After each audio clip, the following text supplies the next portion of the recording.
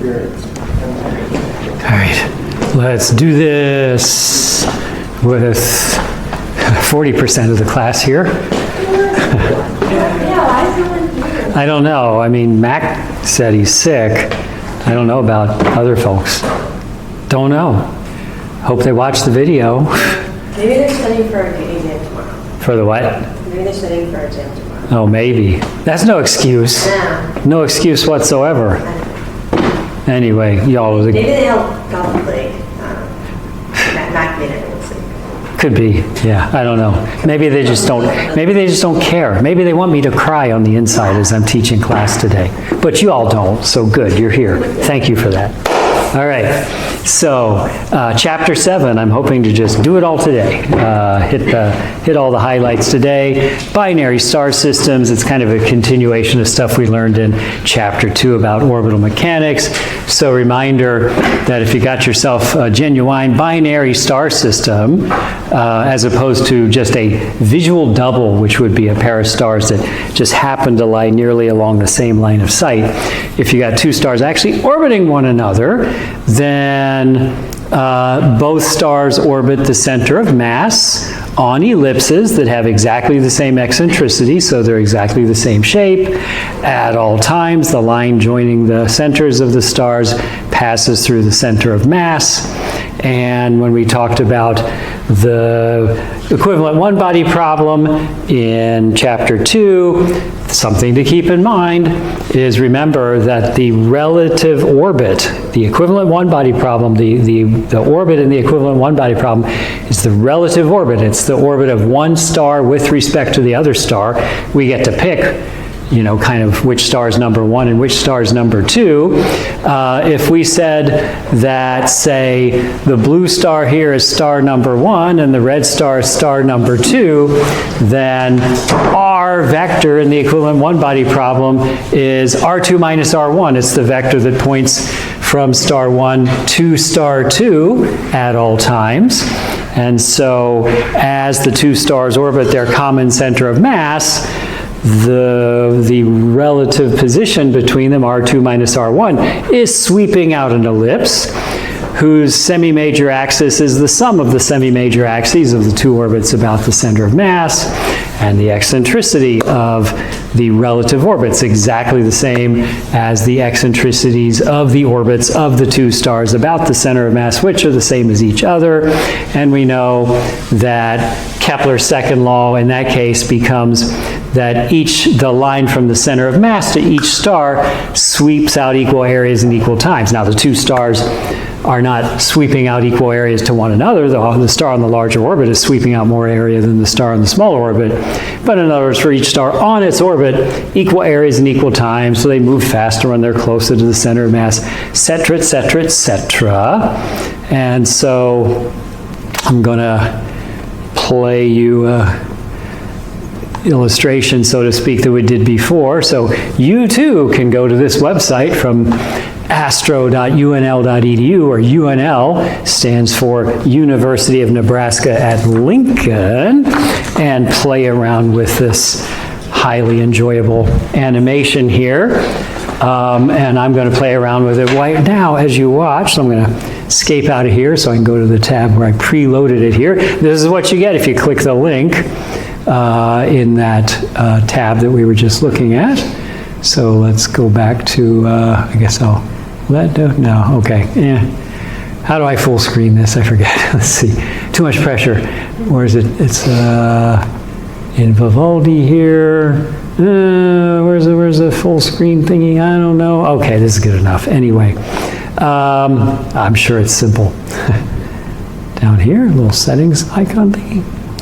Yeah, whatever. Anyway, so I can play with, seriously, I want it to be full screen.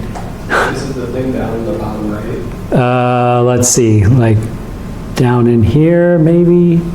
What's that? What is that? Page tiling? No, and then this is like go to my home page. I should have thought of this beforehand. I'm sure, you know, if I'm sitting at my desk, I would very quickly find it.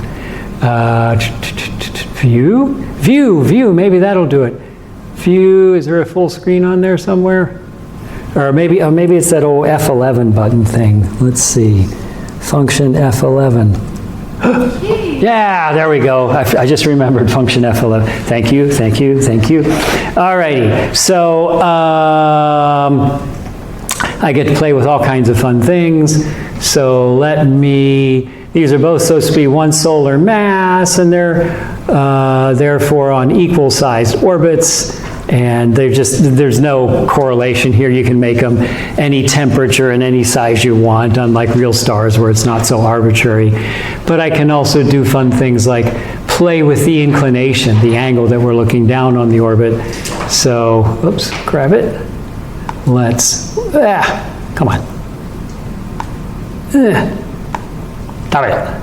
Is it even listening to me? No, there we go. Okay, yeah, so now I can look straight down on the orbit, and then I can start the animation and watch them orbiting one another, and I think you can visualize that if you drew a line between their centers, it's always passing through the X marks the spot in the middle, the center of mass, and I can do fun things like I'll pause the animation and change the mass of one of the stars.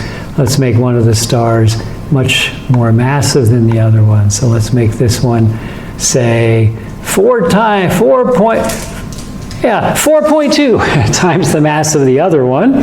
And in that case, still true that they move on ellipses that have the same eccentricity. Which of those two stars, the one on the big orbit or the one on the small orbit, is the more massive one? Small orbit, yeah, the one on the small orbit is the more massive one. So, sometimes, as we'll discuss momentarily, you can have a pair of binary stars where they're close enough to Earth and far enough apart from one another that we can actually watch them orbiting one another. Not like this. I mean, they're not going to go around one another every minute or something like that. But in other words, you can make a plot over time and see the way that they're orbiting one another. More often, the stars are close enough to one another and far enough away that we're not able to resolve them separately. They just look like a single point of light, but we can still often tell that there's two stars because we can still see both star spectral lines. We'll talk about that shortly too.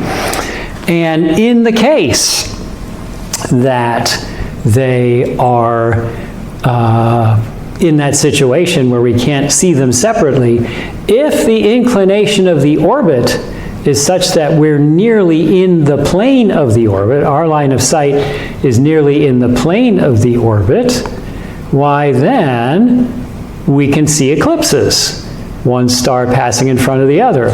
Now here, we're not quite in that situation, as you can see. Whoops, oh, a little bit one. Okay, one of them did slightly eclipse, I lied.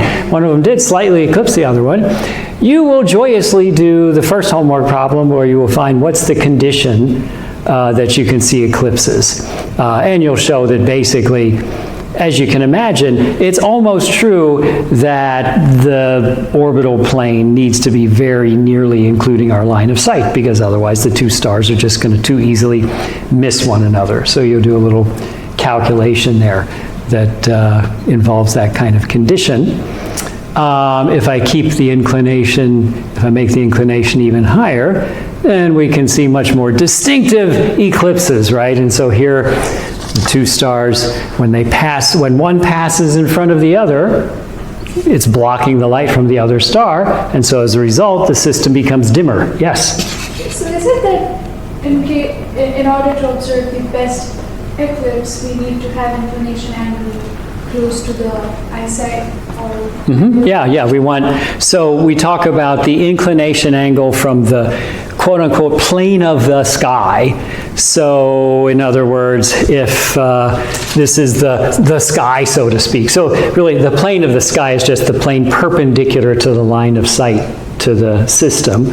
And so if we're looking straight down on the orbit, then I is 0 in that case, because the orbit lies in the plane of the sky, and what we want is for the inclination to be nearly 90 degrees. We're nearly including, our line of sight is nearly in the plane of the orbit. Yes?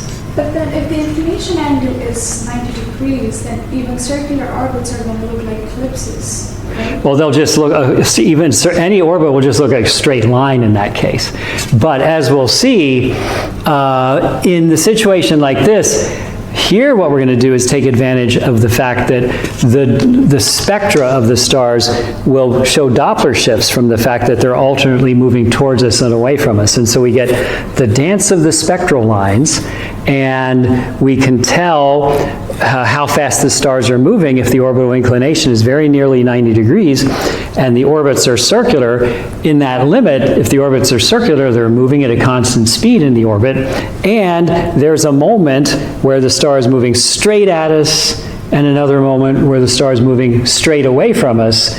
And so our measured Doppler speed at that moment is the actual orbital speed. So we can tell how fast the stars are moving, and we know how long it takes them to make a complete orbit. That'll just be the time to go from maximum speed towards us to minimum speed towards us, or to maximum speed away from us, to maximum speed towards us again, for example, or also just the period between eclipses of the same type.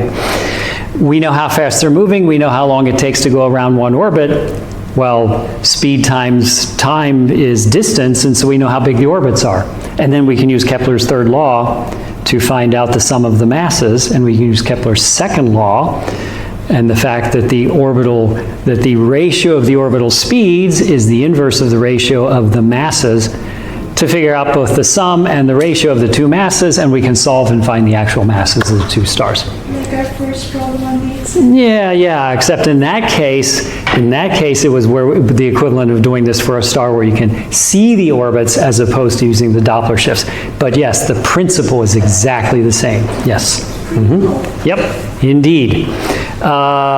So there is a primary eclipse, a deeper eclipse, and a secondary eclipse, a shallower eclipse. So which one will be the primary eclipse, the deeper minimum, the more light blocked? Will it be when the cooler star is in front of the hotter star, or will it be when the hotter star is in front of the cooler star? Which situation will cause more light to be blocked, essentially? Do you want to block the hotter star or the cooler star in order to get a deeper eclipse? Go with the hotter star. You're going to block the hotter star, right? Because more light is coming out of each piece of the hotter star's surface. And so when you block the hotter star, it doesn't matter which star is bigger or smaller. It's always when the hotter star is behind, you have the primary deeper minimum. And when the cooler star is behind, you have the secondary or shallower minimum in the light curve. Does all that make sense?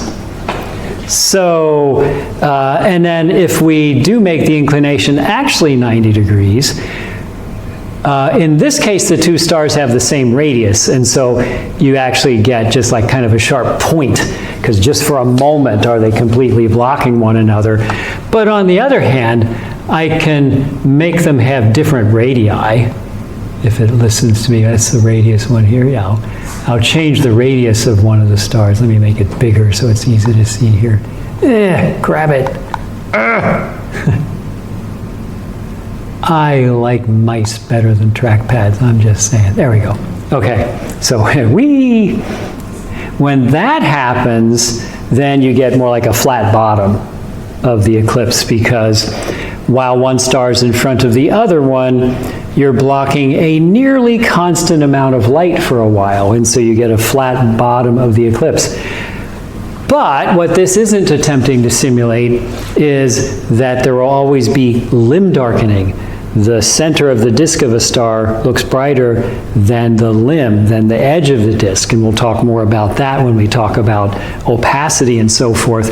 And so really, the bottom of the eclipse, rather than being flat, like it would be if every part of the surface looked equally bright to us, it's rounded instead of flat, because you're blocking more light when you're near the center of the disk of the star than you are when you're near the edge of the disk of the star.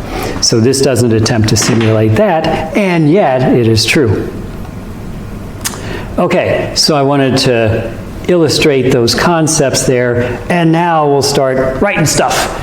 But I'll just keep that, probably shouldn't, I'll just keep you mesmerized, tempted to look at that while we talk in more detail about how all this stuff works. So let me zoom out here, give myself more room to write. Oh, you lucky people on the video, I'm moving the camera away from that so you won't be tempted to be watching that, unless you click that link on your computer and now you're watching that instead of me. Well, stop it. You should be watching me right now. Okay. It's important to have a conversation with, the audience at home as you're going along here. There you go. Support me on Patreon, right? Yeah, that's right. And you'll get exclusive content.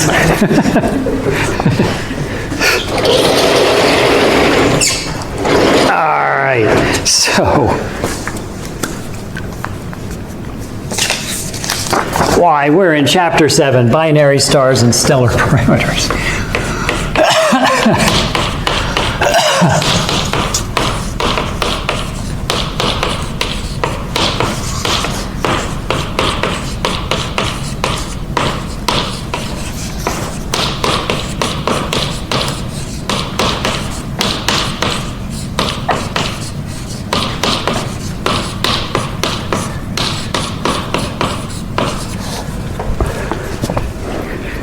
So, here's a fun fact. About half the points of light we see in the sky are actually binary star systems instead of single stars.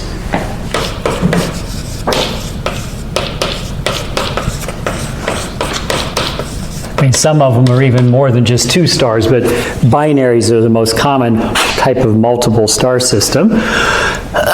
About half the points of light in the night sky are binary star systems.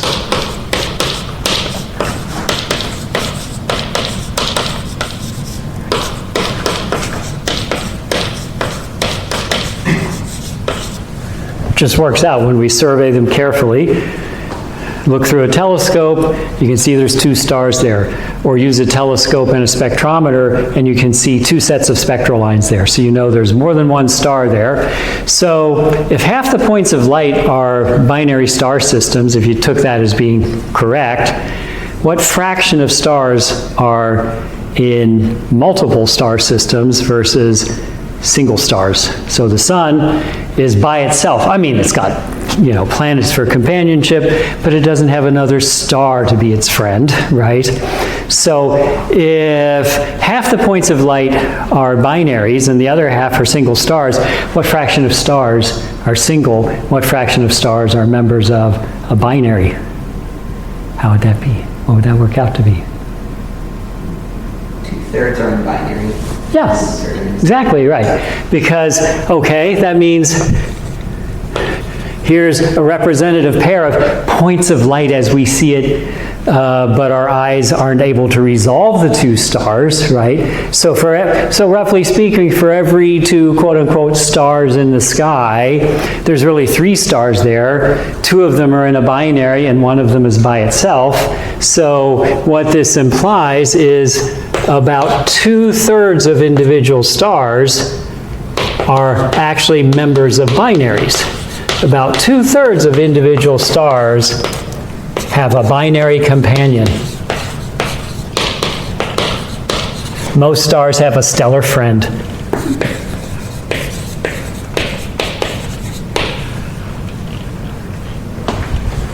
And only 1/3 are single like the sun. That's less common. Fun fact.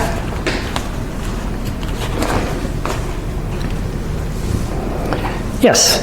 If in a binary system, two stars are the exact same, composed of the same stuff, then how do you tell them apart by their spectral lines? Because if they're orbiting one another, and they will be, you'll see Doppler shifts generally. Now, if we happen to be looking right down directly perpendicular to the plane of the orbit, and they were identical to one another, it would be difficult to tell that there were two stars there. On the flip side, typically, it's not going to be the usual case that they both have exactly the same spectral type. And so if you see a spectrum and gosh, it looks like some of the spectral lines are more like you would expect for an A star, and some of the spectral lines the strengths are more like what you would expect for an F star, you could also tell there's two stars there too, because no single star would have spectral lines that look quite like that. You'd see overlapping spectral lines. Yep. I was going to write that down. You beat me to the punch. Yeah. Okay. So, sometimes, this is going to be more rare, sometimes two stars just happen to lie almost exactly along the line of sight, the same line of sight. One is much closer to us than the other. They're not actually orbiting one another. So sometimes two stars just happen to lie in nearly the same direction from us.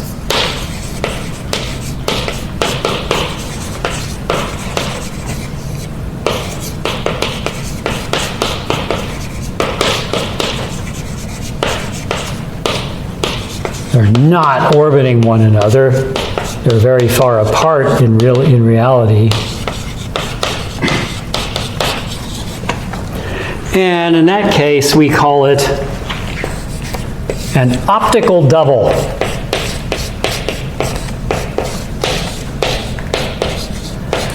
Because why? I don't know. Somebody just came up with that name.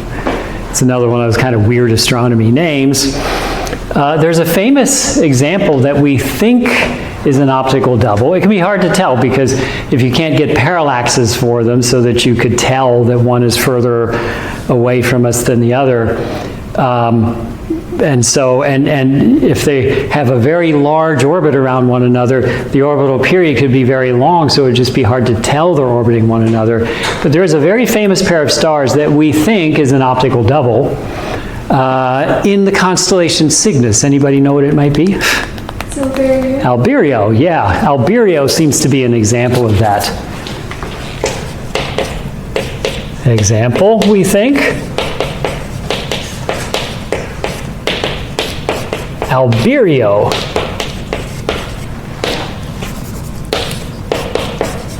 The beak of Cygnus the Swan.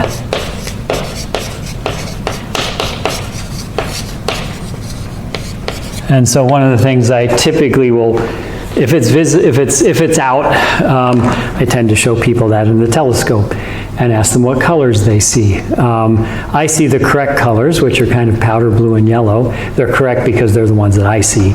Other people sometimes see other colors for them. Which one's hotter, the blue one or the yellow one? The blue one, right, the blue one. But as far as we can tell, they're actually just an optical double.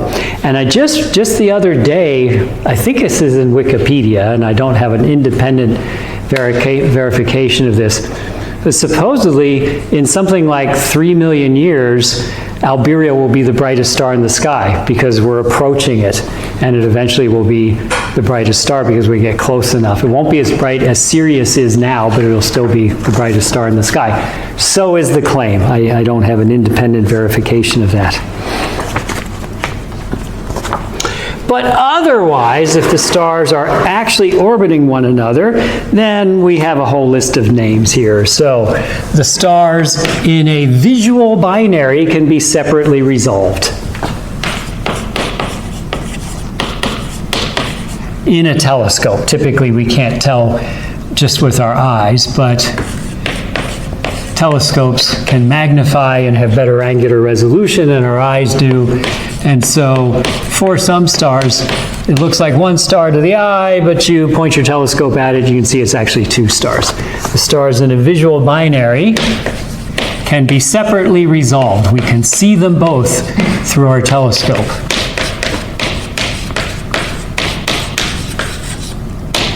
So you look at the middle star of the handle of the Big Dipper, and that's to the eye, it looks like two stars. Mizar is the brighter one.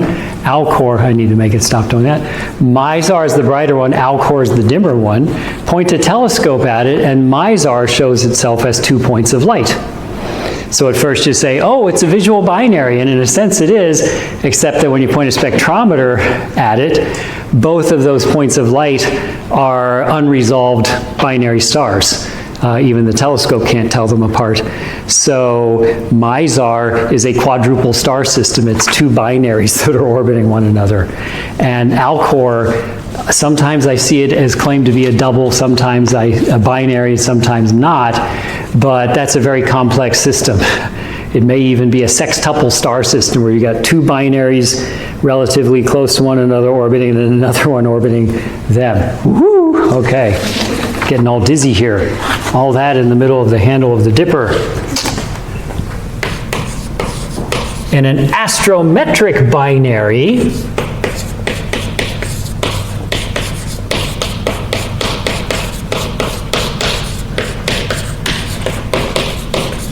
one star is too dim to be seen, but its presence is betrayed by the wobbling motion of its companion. In other words, its gravity is pulling on its companion. Even though we don't see it, we see the companion making a wandering motion through space, a wobbling motion through space, and so we know that it's got a companion.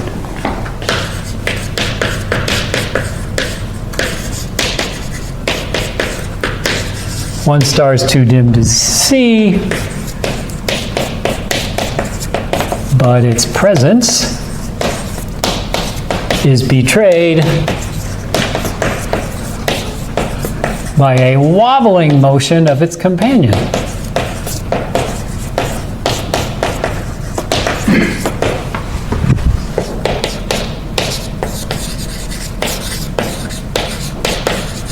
I think that actually might be illustrated on the next slide, that means I have to make this one stop.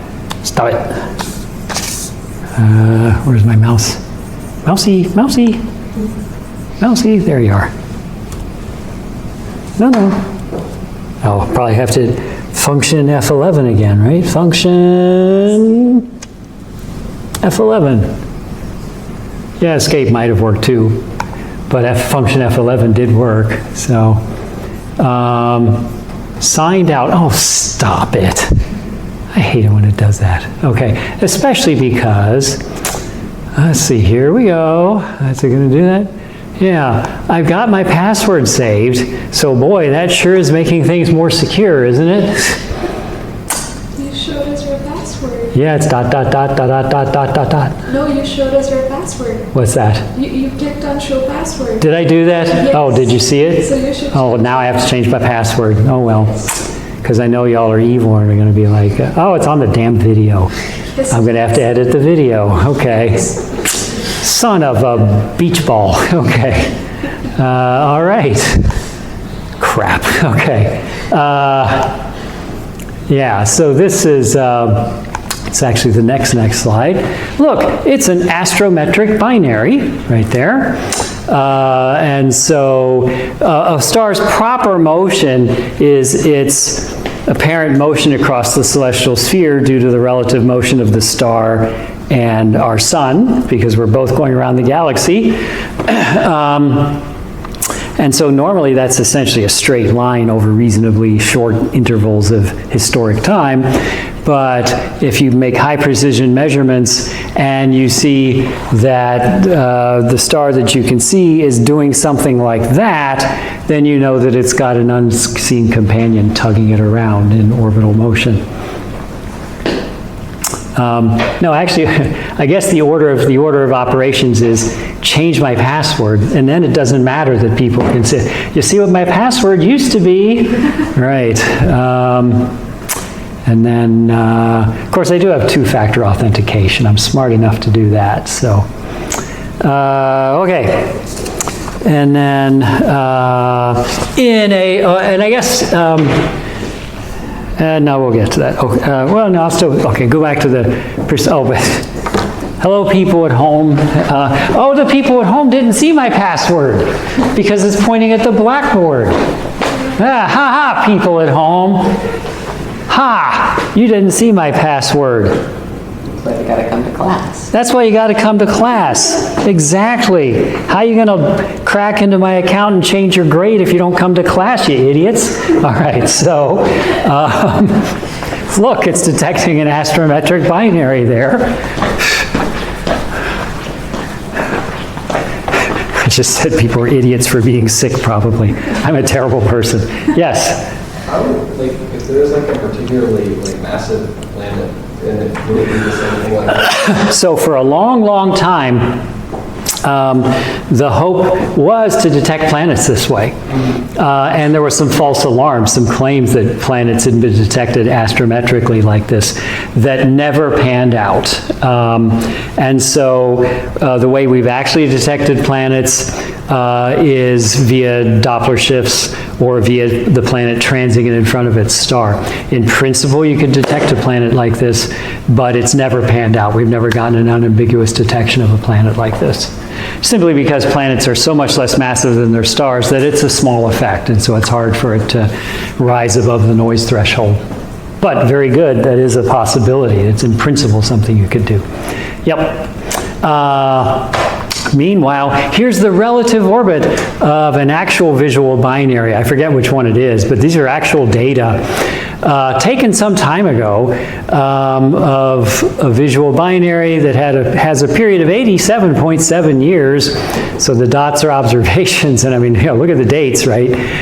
Starts in like, what is it, 1825, and then goes all the way around to 1912. So what you do here is you're basically plotting the position of one star relative to the other star, and if you think about it, that's exactly what we're doing when we do the equivalent one-body problem. In other words, the difference is this isn't M1 plus M2, this really is one of the stars, and the dots are observations of the other star. But it is true, again, though, that the relative orbit in the equivalent one-body problem is the orbit of one star relative to the other. And so, in reality, in space, both of these stars are orbiting their common center of mass, but you could always, every time you make an observation, put one star at the origin of coordinates. Just keep putting it there, and where's the other star relative to it? That's what this represents here.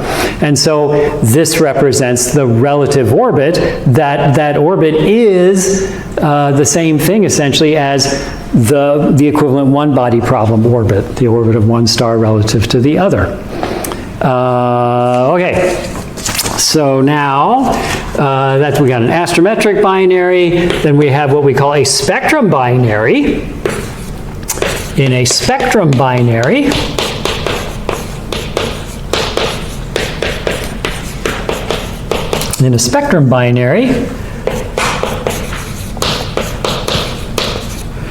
the stars are too close to resolve, meaning they're too close to be seen separately. That's what we mean when we say if we resolve them, we're seeing them separately. They're too close to resolve, too close to one to resolve, but we see overlapping spectra. I feel like I'm rewinding to what I was saying just a few minutes ago in response to a question. We see overlapping spectra. It could be that they've got a very long orbit around one another, so their orbital motion stays of constant speed towards us, essentially, over long periods. But if one's moving towards us, the other's moving away from us, well, then their spectral lines will be displaced from one another. We'll see two sets of spectral lines. Every element will see two sets of spectral lines because there's two different Doppler shifts. So it could be their different Doppler shifts might yield pairs of lines.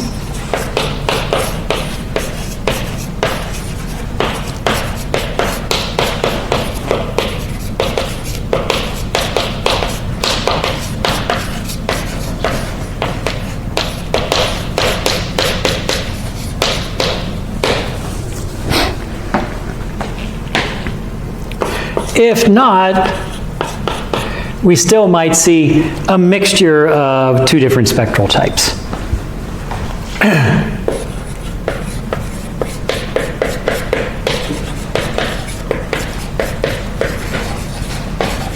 Because remember that the strengths of various spectral lines are different for different stellar temperatures.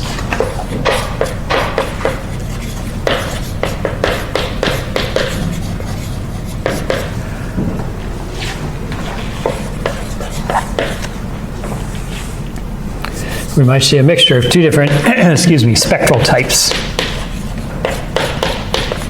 Something that a single star could never exhibit.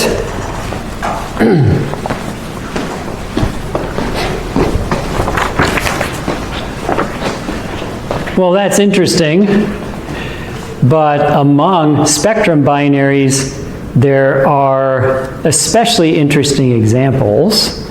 So we're kind of moving up the ladder of more and more useful possibilities when we're talking about starting from spectrum binary here, we're going to more and more useful possibilities.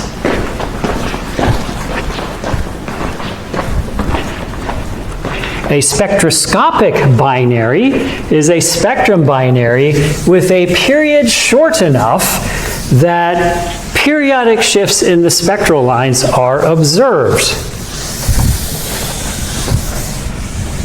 We see what I like to call the dance of the spectral lines, because as they're orbiting one another, the star's spectral lines, imagine my right hand is the spectral lines of one star, my left hand is the spectral lines of the other star. As they orbit, they'll alternately go between red shift and blue shift, and so you'll see the spectral lines of the two stars dancing back and forth with one another. And so that's great, because then we can get clues about their orbital motion and so forth. So a spectroscopic binary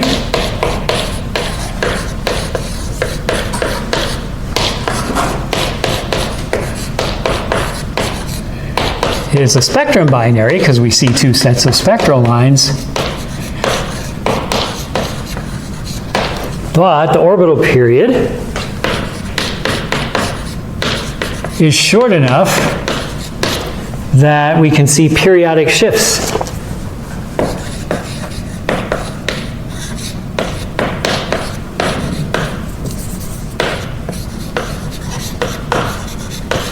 And in this case, I mean, we can even talk about, you know, some cases it's just like days if they're very close to one another.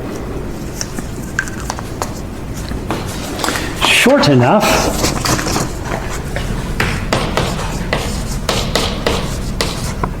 that we see periodic shifts.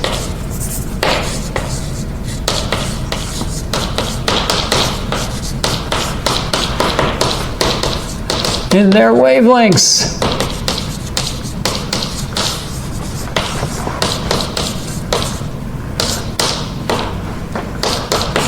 Which I call the dance of the spectral lines. I don't think I got that from anybody. I think that's just me. The dance of the spectral lines.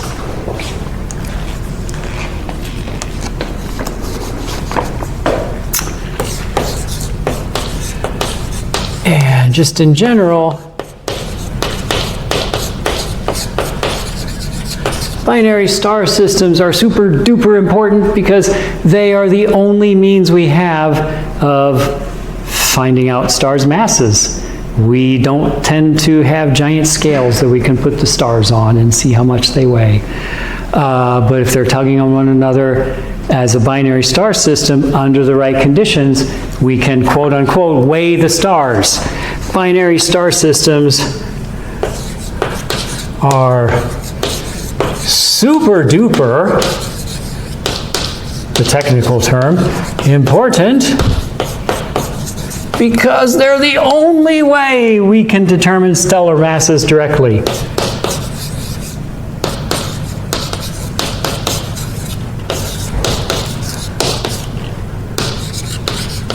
The only way we can directly determine stellar masses. Super important.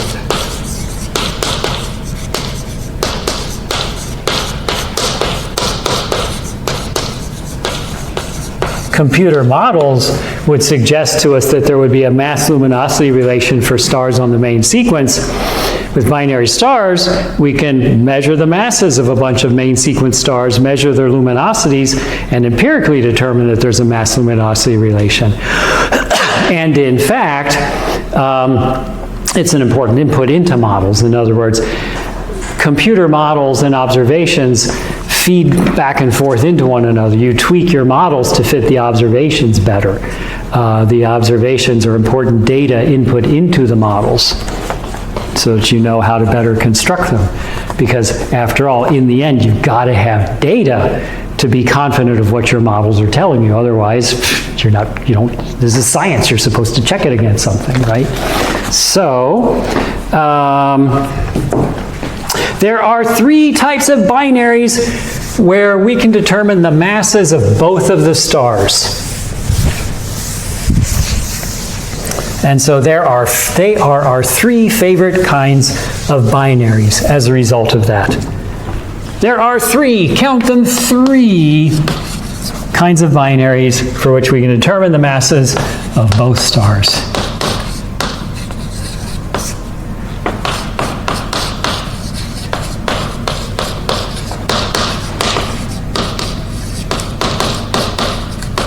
Three types of binaries for which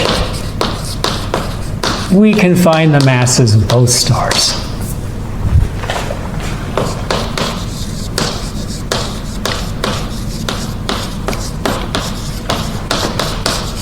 And there's a little angel sitting on my shoulder right now, telling me to hold up so that she can catch up in your writing.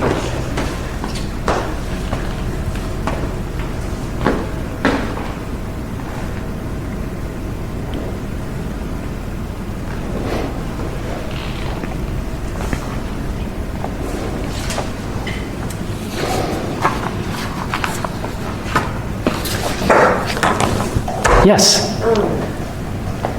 Isn't, like, I've heard yes and no, but is it true that Jupiter was supposed to be our sun's companion? So you say you've heard that Jupiter was supposed to be our sun's companion. Well, so first of all, I would hesitate to use the word supposed here, right? In other words, it's not like an object collapsing, being formed from a cloud under its own gravity is a sentient creature dreaming that maybe someday it too could be a star, right? You know, as lovely a thought as that might be. Yeah, but you know, even using that kind of figurative language, I would tend to say no, just because Jupiter is way below the mass threshold for being a star. You have to be 80 times Jupiter's mass to be a star, 13 times Jupiter's mass to be a brown dwarf even. And so I would kind of say no to that. The sun has about 1,000 times Jupiter's mass.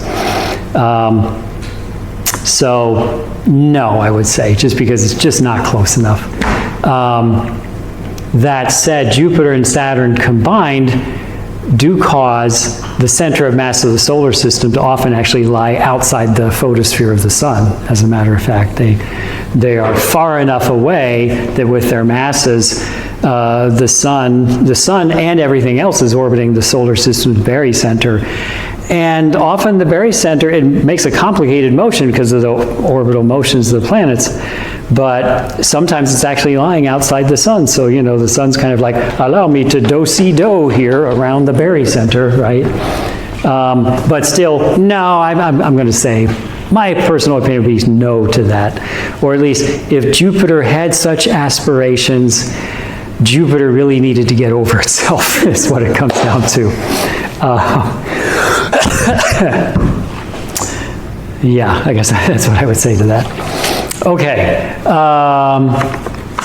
So what are they? What are they? What are they? There's one.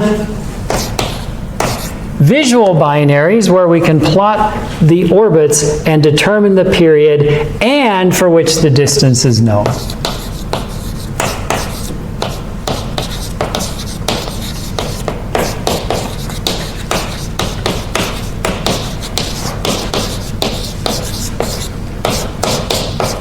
Visual binaries for which we can plot the orbits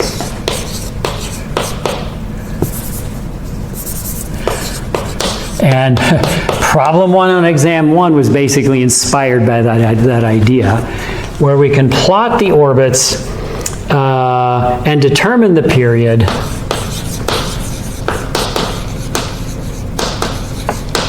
the time for one orbit. But you also need to know the parallax, the distance, and for which the distance is known. The reason you need to know the distance is because you need to go from the angular size of the orbit on the sky to its physical size, how big it actually is, and for that you need to know how far away the star system is. So in that case, you've got enough information to find the masses of both stars, as we'll see. The other type, well, type number 2, visual binaries again. Visual binaries for which radial velocities are available over a complete orbit. In other words, spectroscopy tells us the radial velocities over a complete orbit.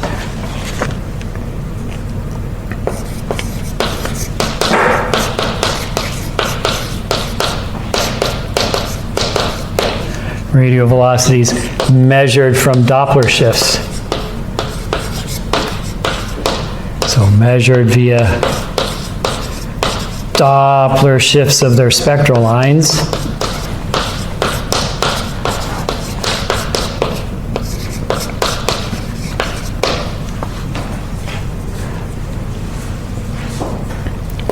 Are available over a complete orbit. And the reason there is because the Doppler shifts, the radial velocities, they tell us how fast the stars are moving. And so we can say, okay, we know how long they take to complete an orbit, we know how fast they're moving, we can figure out how big the orbit is without having to know how far away the stars are.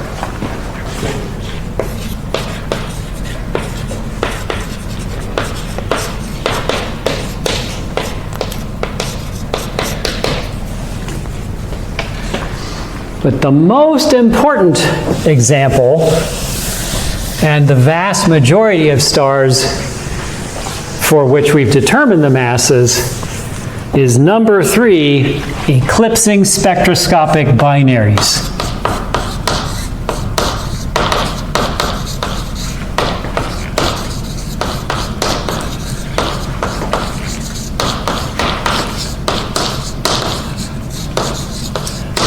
So in other words, spectroscopic binaries where we can see the dance of the spectral lines, and they're eclipsing because the big unknown typically would be what is the orbital inclination. Just seeing the dance of the spectral lines, you don't know from that if the orbit is like, you know, I don't know, 70 degrees from the line of sight, 30 degrees from the line of sight. You can't tell what the orbital inclination is. But if they're eclipsing, you know that to a very good approximation, the orbital plane is in the line of sight, so that there are parts of the orbit where the stars are moving right toward you and right away from you. And you may recall that the Doppler effect only tells you the component of the motion directly toward you or directly away from you.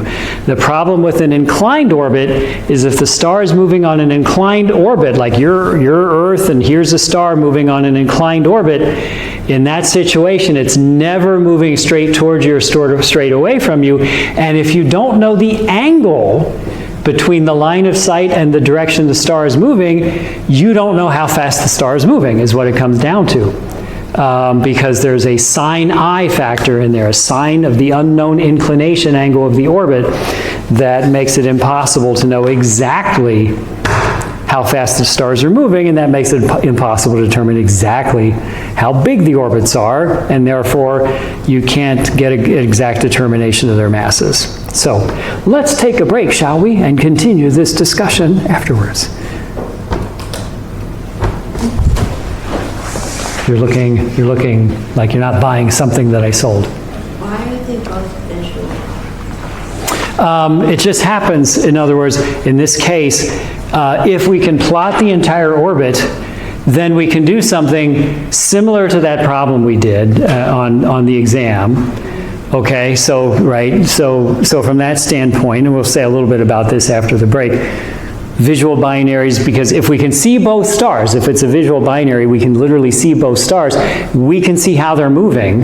And it turns out that the fact that the projected ellipse that we actually see, the focus of that doesn't coincide with the, I'm sorry, well, I'm going to say, I'll say more about it afterwards because it's time for the break. But anyway, the visual binaries here, if we have the Doppler shifts, as we'll see, you can untip the orbit if you can see both stars. You can figure out what the orbital inclination is. There is a clue to tell you what the inclination is. So that's why visual binaries show up twice. With spectroscopic binaries, if you can't see the motions of the stars literally, you can't plot anything of their motions, you can't figure out what the inclination is unless they're eclipsing one another, in which case you know that they're practically in the line of sight, the plane. Yep, that's the idea there. Good question. Break time.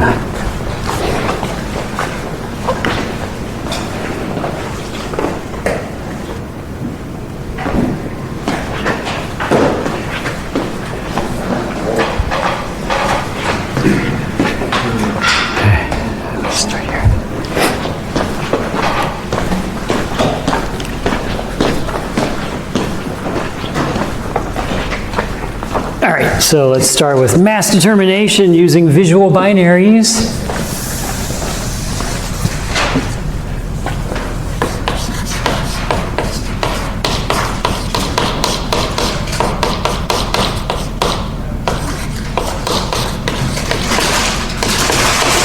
Mass determination using visual binaries. Why, you'll get a chance to practice this in the homework. I can hear the rejoicing behind me. Yeah. Woo! Yes. Joy, joy, joy. Yes. So, what we do is you can plot the relative orbit like that slide I was showing before. And so,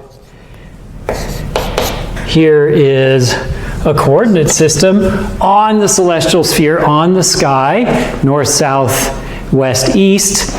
You may already know this, that, first of all, it looks a little funny at first because on an Earth map, east and west would be the other directions from these, but we see the sky from the inside, and so east and west, if you're facing the south, east is on your left, west is on your right, because if you're facing south, suppose this is south, well, that's the eastern horizon, that's the western horizon, and so east is to the left and west is to the right, with north up on a star map.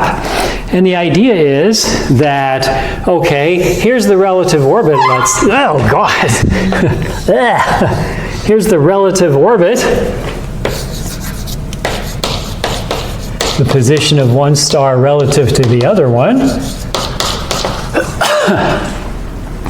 And so we could say, okay, here's one of the stars, maybe that's star A, and here's the other star, maybe that's star B, and we talk about the so-called position angle, that's this right there.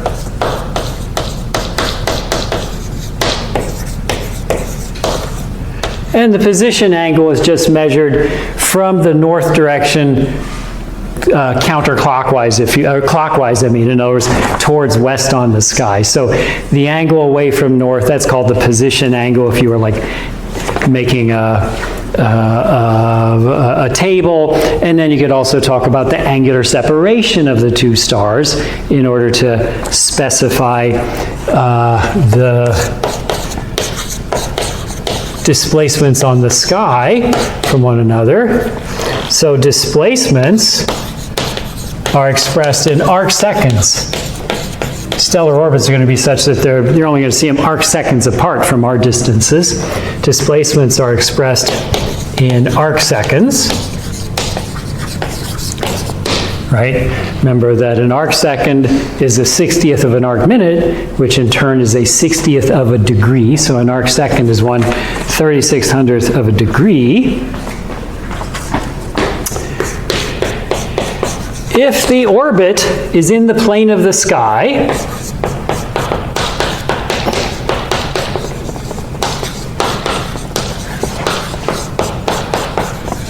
I'll put that in quotes because it's kind of a fanciful description. The plane of the sky means the plane perpendicular to the line of sight. So it's kind of like a tangent to the celestial sphere in our imagination. Plane of the sky. In other words, perpendicular to our line of sight is the plane of the sky.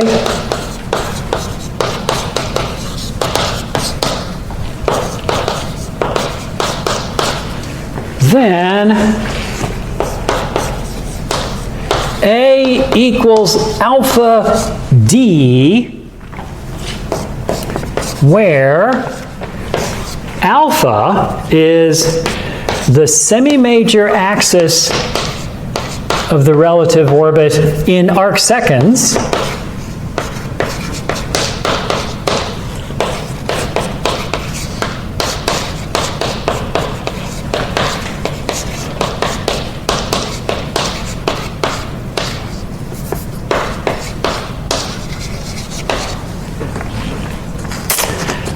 D is the distance in parsecs, and this is where that bit of needing to know the distance is showing up. We need to know how far away the stars are from us, the distance in parsecs. And A is the semi-major axis, the actual semi-major axis in AU. In other words, we've got the same kind of relationship we do between parallax and distance for stars, only now we're applying it to the orbit. So if I kind of draw a picture here, if you will. So here is the orbit, and here is the semi-major axis of the orbit. There's A, and oh, we're way over here on Earth, not to scale here. So here's us. There's us. There is the distance to the stars, right? And they're, I mean, yeah, there are two slightly different distances from us, but they're, some number of AU apart from one another, which is tiny compared to the hundreds of thousands or more AU of the distances of the stars from us. And alpha is that angle right there. It's the angle subtended by the semi-major axis of the orbit as seen from Earth. So in other words, if you're told, oh, the star's semi-major axis subtends 1.3 arc seconds and the distance is 10 parsecs, you could figure out how many AU the semi-major axis is. Were you going to ask a question, or are you just like, oh, okay, yeah, okay. And reminder,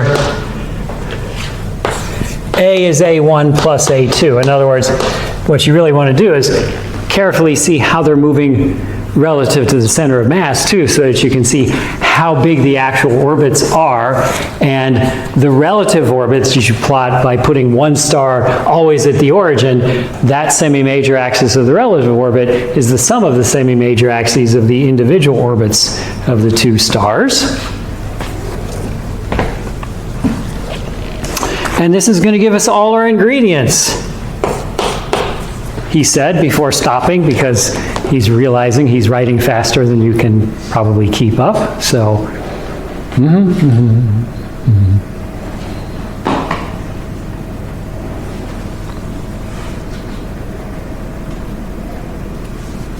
Okay, what questions do you have?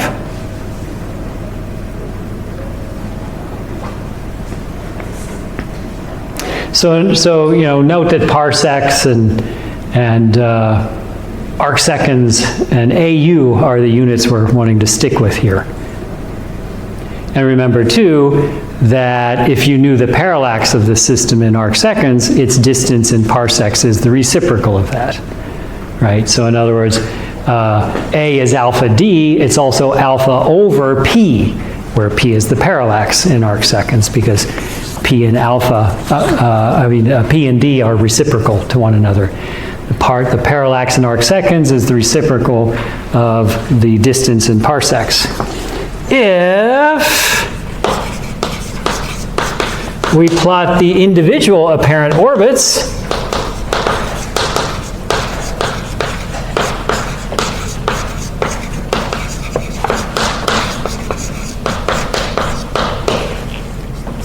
we can find the ratio of the masses.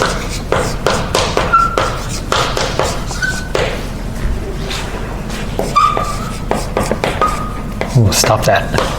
Stop that. I'm not trying to torture anybody here. I'm not trying to get them to tell me their name, rank, and serial number or anything like that, so just stop it. All right. The ratio of the masses, since remember that M2 over M1 is equal to R1 over R2. At any given time, if you've made a plot where you're keeping track of the point that the stars are seeming to pivot around, the center of mass, at any moment, right? If the red star is star 2 and the blue star is star 1,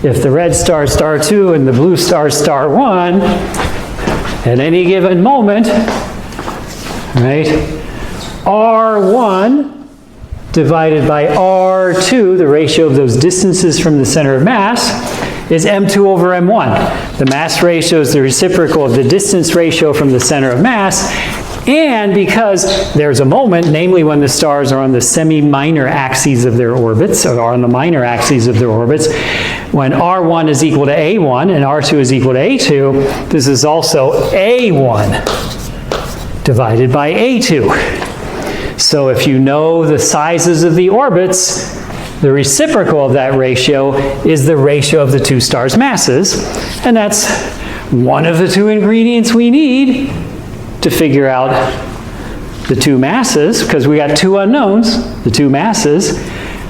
This is one equation in those two unknowns, the reciprocal of the ratio of the distances from the center of mass is the ratio of the masses. Why, if only there was a way to find, say, the sum of the masses as well, why then we would have another equation in our two unknowns and be able to determine both of the masses. But wait, there is, because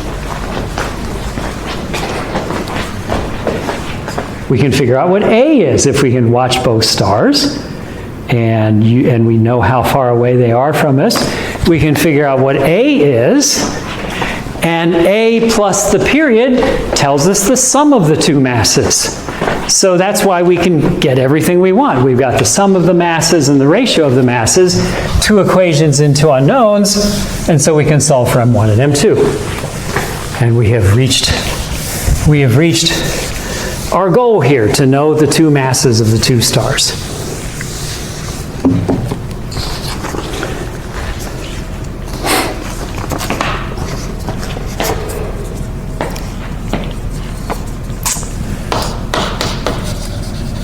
From Kepler's third law,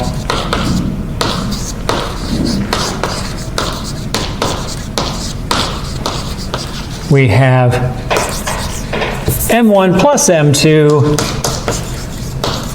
is equal to A cubed over P squared, where A is in AU, P is in years, and M1 and M2 are in solar masses, right? That's the happy trio of units. We could convert everything into SI if we were gluttons for punishment, but if we've already figured out the semi-major axis of the relative orbit in AU from knowing its angular size and the distance to the system, and we've found the ratio of the masses from just how big the two orbits are, then we should just stick with these units. m1 plus m2 is a cubed over p squared, where a is in AU, p is in years. And notice, will this work for the solar system? Let's see. If we consider, say, a planet going around the sun, and we call the star M1, what we might as well call the mass of the planet? If we say M1's the sun, what's the planet's mass in terms of the sun's mass for all practical purposes? Essentially 0, right? Even Jupiter is only 1/1000th the sun's mass, right? In our solar system, this says that a cubed over p squared for a planet is equal to the sun's mass in solar masses. What's the sun's mass in solar masses? 1. So in our solar systems, it says 1 equals a cubed over p squared, right? So p squared equals a cubed, right? Kepler's third law. But if you got two masses around that are both significant, it works as m1 plus m2 in solar masses is a cubed over p squared. What questions do you have?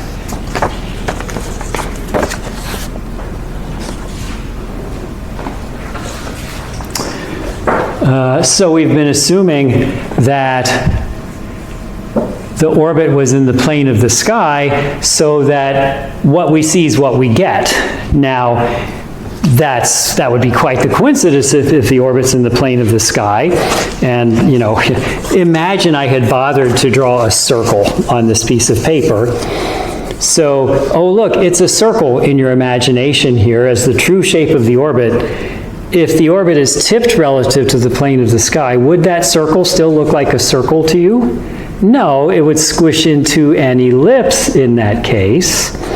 And so at first you might think, well, how am I supposed to know what the true shape of the orbit is? Because it might really be a circle, but I'm seeing an ellipse. Or it might really be an ellipse, but I'm seeing a different ellipse because of the fact that the orbit is tilted. But it turns out, and I've never tried to do this before, this is one of these, like, you know, if somebody really wants to, they can do this. It turns out that you can actually figure out what the inclination is if you can see both stars and trace out the full orbit because of this idea here that I alluded to right before the break. So here is the plane of the true orbit in front here. Back there is the plane of the sky. The orbital inclination I is the angle between the plane of the true orbit and the plane of the sky. And the way it works out is that, okay, there's going to be a projected orbit, an ellipse, which doesn't have the same eccentricity as the true orbit does because of that projection effect. But when you watch the two stars orbiting, we always know that the line between their centers passes through the center of mass. And so when we watch them orbit one another, the line between the stars will always pass through the projection of the focus of the true orbit onto the plane of the sky. But it turns out that will not be the focus of the observed ellipse. In other words, the focus of that distorted ellipse that we see on the plane of the sky is at one location, but the projection of the true focus is not at that same location. And it turns out, and again, I've never done this math and never been inspired enough to figure it out, but it turns out that you can figure out from how far the projected focus is from the focus of the observed ellipse, you can figure out what the inclination is and correct for it and get the masses, is what it comes down to. So as long as we can see both stars making a full orbit, it gets complicated because of this projection effect, but it can be done, is the point. So I'll keep it simple and just assume you're seeing it in the plane of the sky, and if you ever need to do this, find the math or derive it or whatever, but we're not going to bother with that because it's, you know, it's just complicated projection, blah, blah, geometry, whatever, that's not giving us any additional insight, really. Okay? Any questions at this point? Note, by the way, that you can still find the ratio of the masses even without all this, because it'll still be true that the ratio of how far they are from the focus on the projected ellipse is going to give you the right ratio of the masses. But you do have to untip it in order to get the sum of the masses. Okay, so that is doing it with a visual binary. What about for eclipsing spectroscopic binaries? What's the deal with them?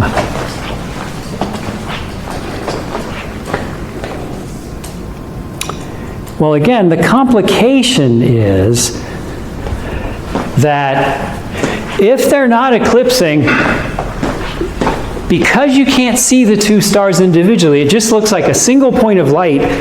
The spectrum shows overlapping spectral lines moving back and forth, but you still just see a single point of light. You can't figure out what the orbital inclination is. And because of that, there's this projection effect. So, eclipsing spectroscopic binaries. First, what happens if they're not eclipsing? Why we need them to be eclipsing. Eclipsing spectroscopic binaries, the astronomer's friend, or at least the stellar astronomer's friend, spectroscopic binaries. Again, most stellar masses have come from eclipsing spectroscopic binaries. It's the most common situation where we can find the masses. If the orbital inclination is I, and again, I is the angle between the plane of the true orbit and the plane of the sky. If the orbital inclination angle is I,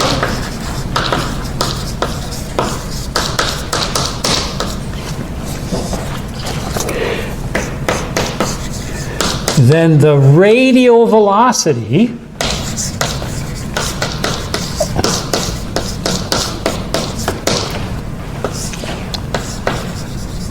that's the component of v along the line of sight, the component of the velocity vector along the line of sight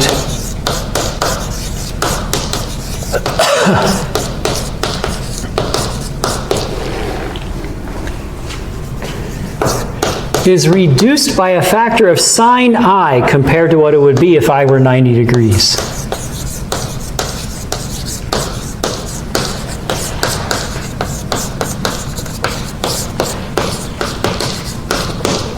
And so you see this all the time in astronomy, actually. You often see sine I, sine I, sine I.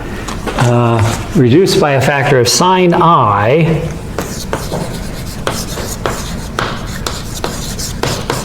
compared to what it would be if I were 90 degrees.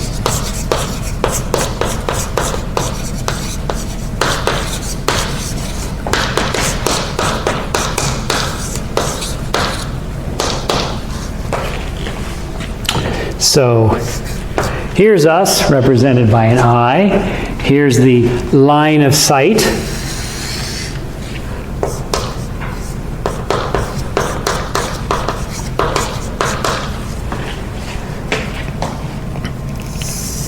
Here is the star's velocity vector,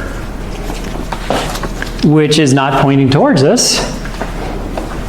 Instead, it makes an angle of 90 degrees minus I, also of course in radians, pi over 2 minus I, to the line of sight, because the velocity vector is always in the orbital plane, right? The stars are orbiting one another in a plane. So here's the orbital plane. Here is the plane of the sky, perpendicular to the line of sight. There's the plane of the sky. And remember that I is the angle defined to be the angle between the plane of the sky and the orbital plane.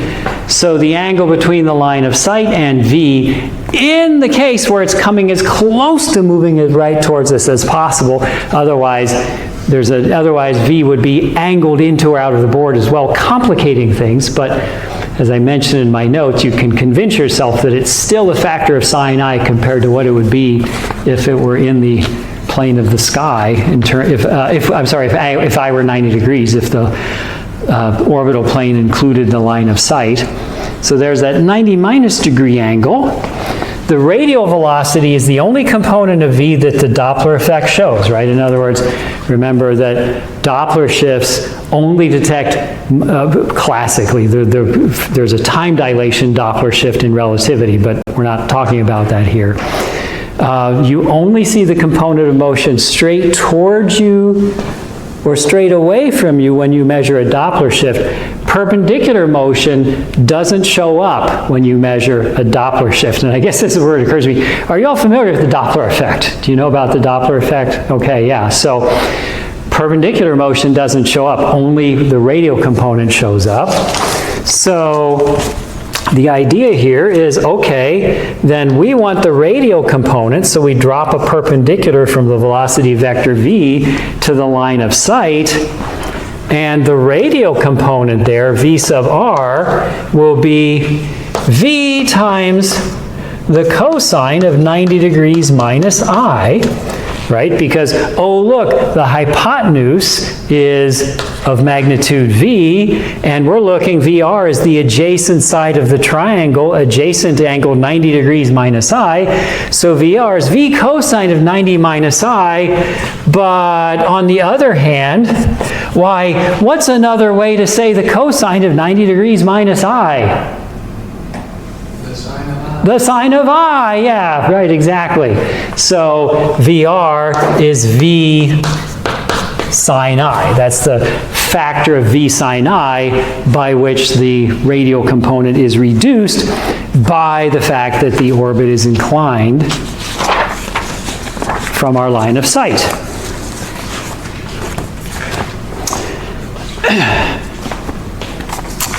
But on the other hand, if you've got an eclipsing binary, spectroscopic binary, well then, to an awfully good approximation, I is 90 degrees. And what is the sine of 90 degrees? 1. So when you've got an eclipsing spectroscopic binary, sine I is essentially I. And there's a moment when the stars are moving right at you or right away from you, and you see their full motion. And so your spectroscopy, the Doppler measurement of their motion, tells you how fast they're actually moving in their orbits at that time. That's the big point here. And so let's illustrate that idea. Nothing like a nice diagram. And justification for the fact that I handed out copies of the slides to you, so please don't try to duplicate this diagram that we're about to show here. They're in the notes there. So here's the idea. Okay.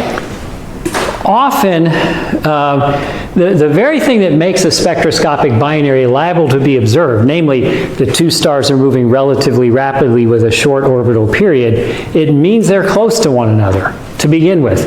Typically, these stars are close to one another. Long ago, we talked about how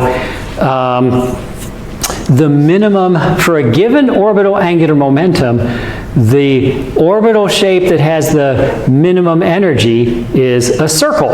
And so even if the stars started out moving on ellipses, as they interact with one another tidally, they can't radiate away their orbital angular momentum, so that stays constant, but they can radiate away orbital energy. And so the orbits will tend to circularize. And so it's a very common situation where in a close binary, the two orbits are circular. The stars are on circular orbits, and that makes everything nice and simple. And so here's us with our telescope looking at the two stars. So the orbital plane is up and down. We're in the orbital plane, and we know this because the stars are doing what to one another? Eclipsing. They're eclipsing one another. So we know we're in there. We're seeing them in their orbital plane. And so the The broad and narrow lines here are supposed to represent, okay, here's a spectral line. The broad line is a spectral line of star 1. The narrow line is a spectral line of star 2. In reality, there's, of course, many of them. So follow along here.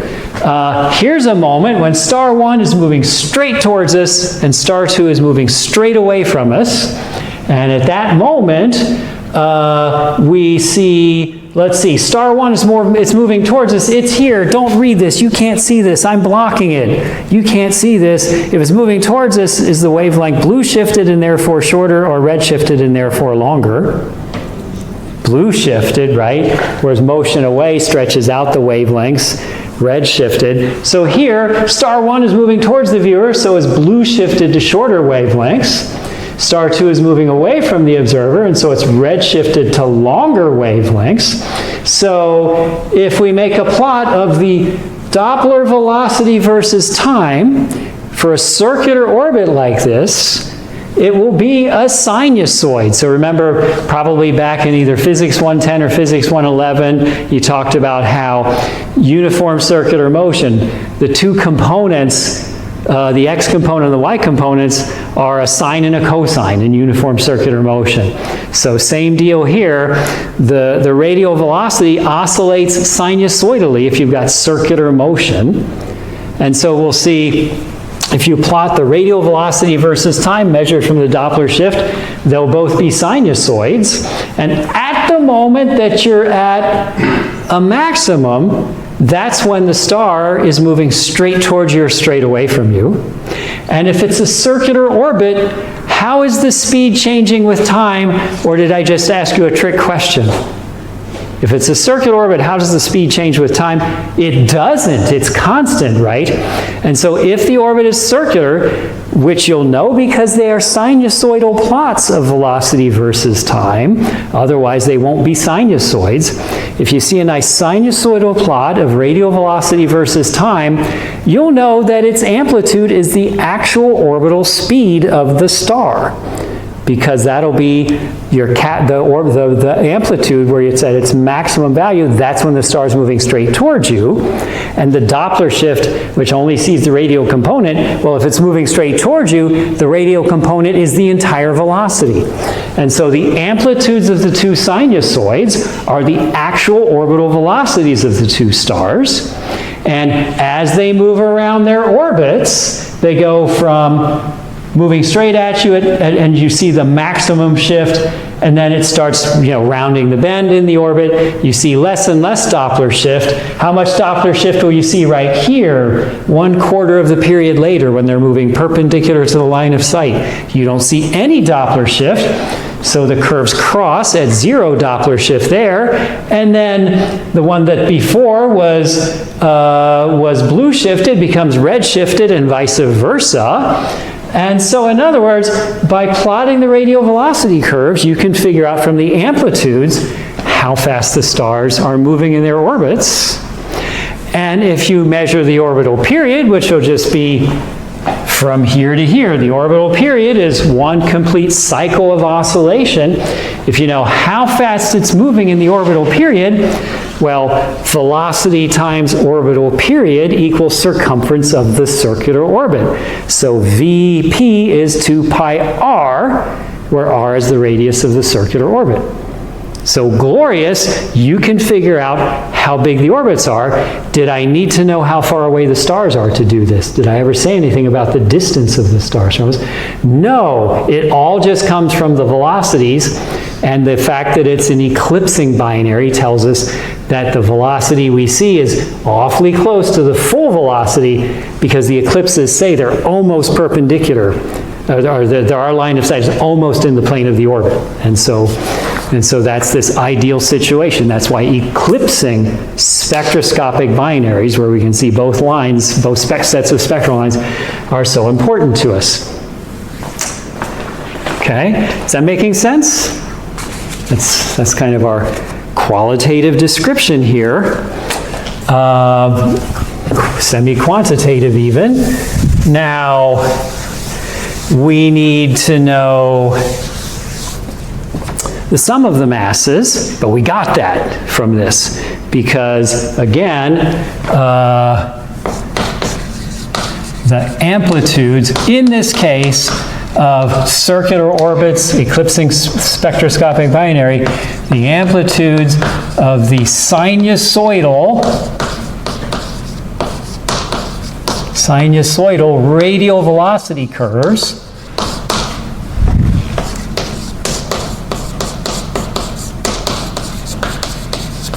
are V1 and V2, the orbital speeds of the two stars.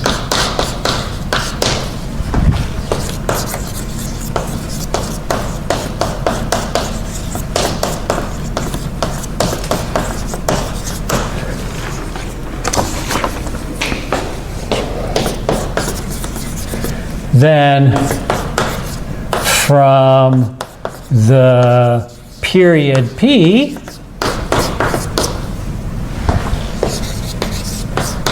we know that V1P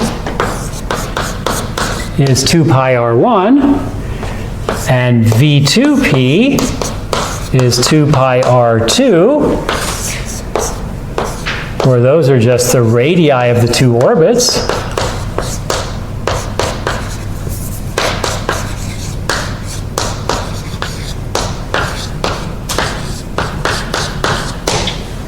Right?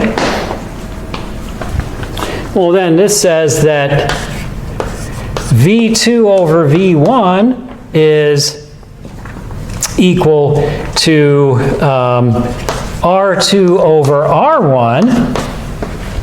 What does that tell us in terms of the masses? If we know the ratio of the orbital velocities, which is the same as the ratio of the orbital radii, the ratio of the masses is related how to the ratio of the radii and also the orbital velocities? Yeah, it's the reciprocal, right? So V2 over V1, which is the same as R2 over R1, is M over M. What are the m's? Yeah, M1 over M2, right? So we know the ratio of the two masses, and there is much rejoicing. Woohoo! Woo! Woo! Yeah! Okay. Hello, I am Grover. Grover loves binary stars. Or something like that. Maybe I should be Elmo. All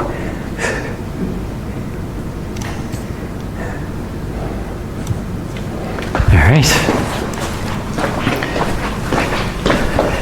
And then also,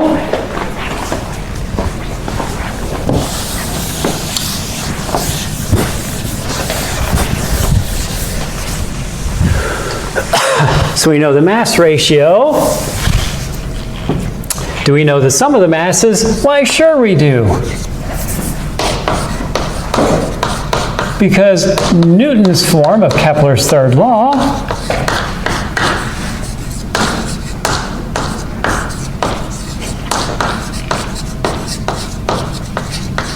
now says that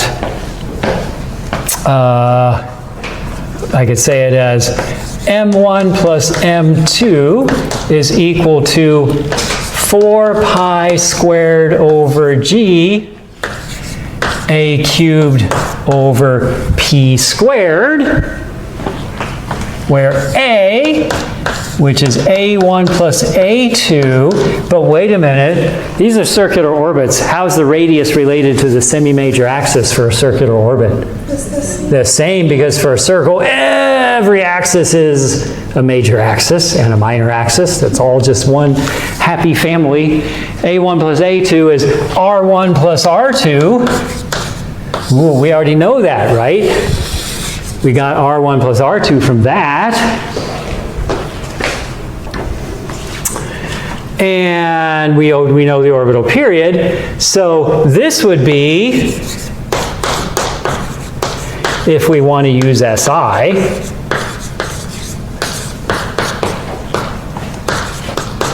with A in what units would we want if we're going to use SI here? A will be in, not quite, meters, right? Meters, kilograms, right? But A is in meters.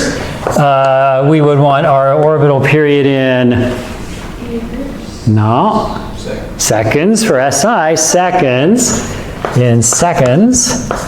I could say S, but I'll just, in meters, in seconds, and then M1, M2 in SI unit for mass is kilograms, right? MKS, meter, kilogram, second, right?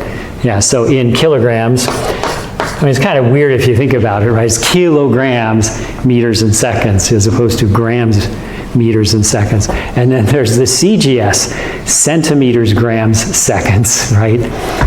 Woo, that's right, yeah. Anyway, so you know, certainly, and this might be the natural choice because we're probably getting our velocities in meters per second from the spectroscopy, or maybe kilometers per second. So it might be the natural choice to just stick with SI units. Now, once you get the masses in kilograms, are you just going to report those masses in kilograms and be done, or are you going to make your professor happy in some way? And if the answer is you're going to make your professor happy in some way, what are you going to do with those masses in kilograms when you're done? Put them in solar masses, right? Always express your final result. If you're finding a star's mass, kilograms are fine. Put it in terms of the sun's mass because, okay, I can't picture the sun's mass either, right? You know, how much is the sun's mass? It's a lot. How much is a lot? I mean, it's just so much, right? I can't really picture it. On the other hand, telling me that a star is 3 times the mass of the sun is much more informative than telling me it's so many kilograms, right? So you always want to put it in terms of the sun's mass.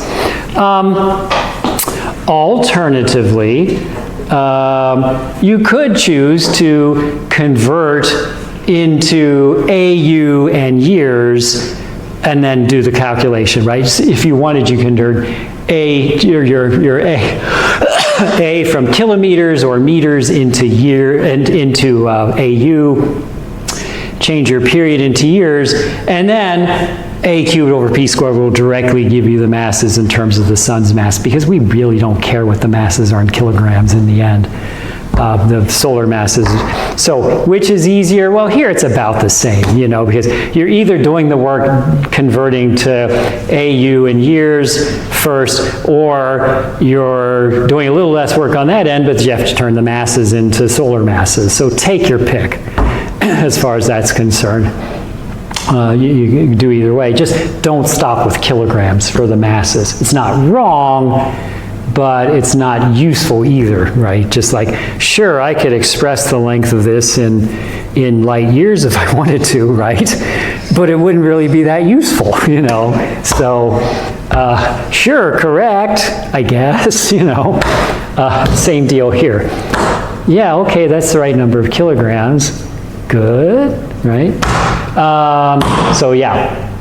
So it can be done, and I predict you'll joyously do something very similar to that in a homework problem. You'll actually run numbers for one of these things, is what it comes down to. I will mention that even if it's not an eclipsing binary, but if it's a spectroscopic binary but it's not eclipsing, okay, we don't know the orbital inclination, so we cannot find the sum of the masses because we need to be able to say what the actual orbital radii are. It'll still be true that both velocities are reduced by that same factor of sine I. So we can still get the ratio of the masses even if they're not eclipsing. It's just that we can't get the sum of the masses unless they're eclipsing, is the point. But we can still get the ratio of the masses in that case. And then I'm not going to do it here because we don't have room, but I will time basically. But I will mention that if we, even when we don't know the individual masses because we don't know the orbital inclination, you can still do statistics. And so in the notes and in the book, you can see how you can create what's called the mass function, which gives you, what is it? I think it's a lower limit on the sum of the masses. And then if you say, okay, well, if I've got a statistical sample of binary stars that have these spectral types of the stars in them, you can say, okay, well, then statistically I can estimate what the masses of the stars are. In other words, you can say there's a whole range of orbital inclinations, assume they're randomly distributed, and so you can do fancy stuff like that. But here we'll just be more interested, okay, you can do that in principle. In practice, let's be interested in when you actually have eclipses so that you can find the individual masses. But what's also interesting is that even if you can't see one of the stars, but you can see the spectral lines of the other stars shifting back and forth, you can still find lower limits on masses and so forth. And that's important because, for example, if you have a candidate black hole, it could be that you've got this B-type star, this really bright B-type star, and you see its spectral line shifting back and forth. But try as you might, you can't see an orbital companion. But boy, you can tell that that thing's moving fast in its orbit because of how much the spectral lines are shifting back and forth. You might guess, so it must be something pretty massive tugging on that thing, and yet I can't see it. Well, that'll suggest that the thing you can't see is a black hole or a neutron star, because those are things which are very massive but don't emit a whole heck of light, a heck of a lot of light. And so even in that case, it's still important to be able to measure the spectral line shifts and so on and so forth, because you can put limits on what the mass of its companion might be and argue that it's probably a black hole, because it appears to be at least 3 solar masses, and neutron stars can't be 3 solar masses. That sort of argument. Okay, what questions do you have? So, you know, sometimes I've given you some free education, but today I'm going to deprive you of about 3 minutes of education to partly balance the cosmic ledger, and it'll be fine. So, we're done for today.